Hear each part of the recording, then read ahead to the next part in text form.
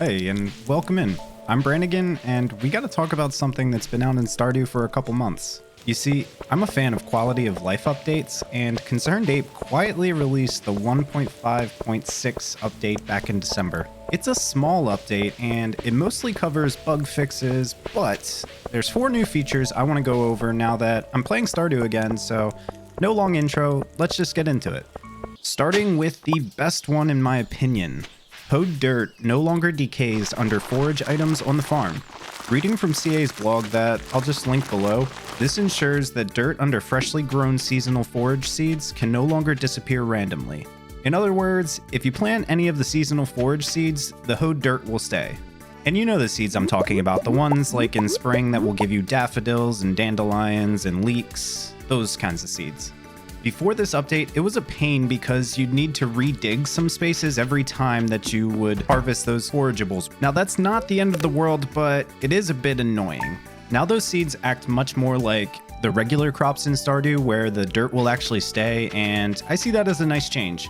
On top of that, the fertilizer that you use also stays, and that's huge.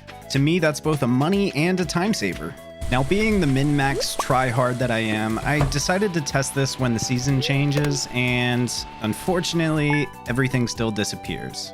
Regular crops that go out of season will keep the dirt intact and the crops will die, so that's a nice way of keeping your dirt hoed, but the only way to retain fertilizers is to have a multi-seasonal crop like wheat, and that's between summer and fall. When the wheat is ready in the fall and you harvest it, you'll still have that fertilizer from the summer. Overall, I like this change. It's a good change. Thumbs up. Next up on my list is a small one that you may or may not have experienced before, and that's that grass placed indoors no longer dies when seasons change to winter. I feel like this is probably only relevant to people that decorate with grass indoors, or if you've ever tried to enact some sort of revenge on Pierre and fill his entire shop with grass. If you haven't tried that, I highly recommend it.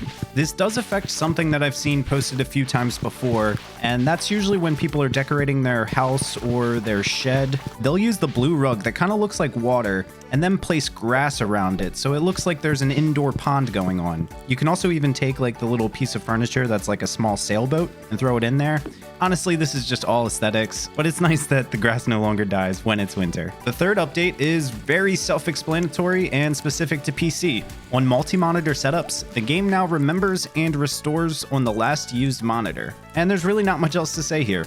I have several monitors to the point where it looks like I'm commanding some sort of space station. This is a nice one for me. Finally, the last one I actually didn't know was a thing. They fixed being unable to harvest tea saplings placed in garden pots on Ginger Island. And I gotta be honest, I just don't really use tea saplings. I mean, sometimes I use them for the aesthetic, and green tea is nice, but I've definitely never put them on Ginger Island before. I mean, do you all use these for profits or gifts or something else? Either way, I'm glad that it's working as it should now. And that's it. 1.5.6 is a small update, like I said. But I like to go over these quality of life things. I've done it a few times before, and it's nice to see all these changes over the years.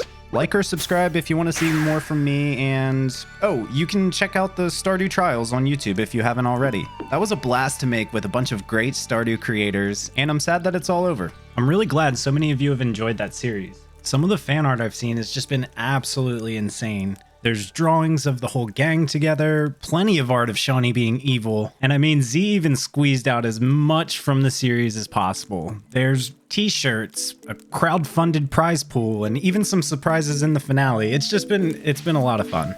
And of course I have my own shirt, and I dig it. Although it does remind me of the episode. We're not gonna talk about that. Here's to hoping for season 2. Anyway, I'll catch you next time. See ya.